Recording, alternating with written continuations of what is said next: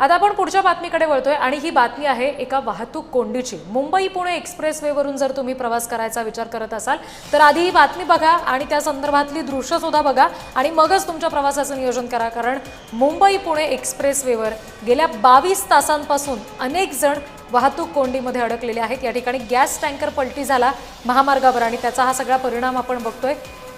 ही drone दृश्य आहेत या सगळ्या वाहतूक कोंडीची। नजर जाईल तिथवर आपल्याला ही गाड्यांची रांग लागलेली दिसते। सतीश साठे यांनी टिपलेली ही ड्रोन दृश्य आहेत। वाहनांच्या लांबच लांब रांगा लागलेल्या आहेत आणि मागच्या साधारण 22 तासापासून हे सगळे वाहन चालक आहेत जे या वाहतूक कोंडीमध्ये अडकून पडलेले आहेत।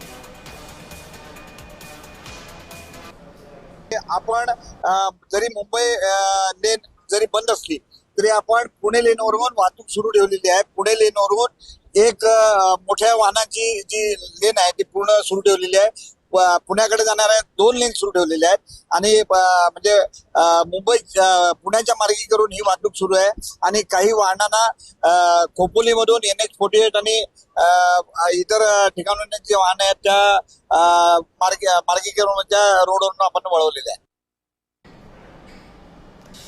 तर ज्या ठिकाणी ही वाहतूक कोंडी झालेली आहे तिथे जय महाराष्ट्राच्या प्रतिनिधी सारिका सावंत उपस्थित आहेत, तिथून ते आपल्याला आणखी तपशील देतील। बघूया।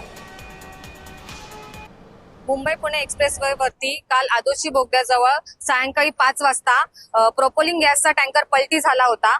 त्या टँकरमधनं जी वायू गळती होत होती ती वायू गळती थांबवण्यासाठी शर्थीचे प्रयत्न सर्व टीम करणं चालू आहेत। आपण आता बघतोय की एका टँकरमधनं दुसऱ्या टँकरमध्ये तो गॅस ट्रान्सफर करण्यात आलेला आहे की जेणेकरून ज्या टँकरमधनं वायू गळती होत आहे तो टँकर उचलता येईल। पुणे लेन पूर्णतः बंद असली तरी मुंबई लेनवरनं वाहतूक वळवण्यात आलेली आहे आणि धीम्या पद्धतीने ती वाहतूक सुरळीत चालू आहे। आणि आताच एका टँकरमधनं दुसऱ्या टँकरमध्ये जो प्रोपोलिंग गॅस आहे तो ट्रान्सफर करण्यात आलेला आहे। उरलेला गॅस ट्रान्सफर करण्यासाठी अजून एक टँकर मागवण्यात आलेला आहे। तोपर्यंत वाहतूक सुरळीत होऊ शकत नाही। सारिका सावंत, जय महाराष्ट्र न्यूज, खोपोली, रायगड।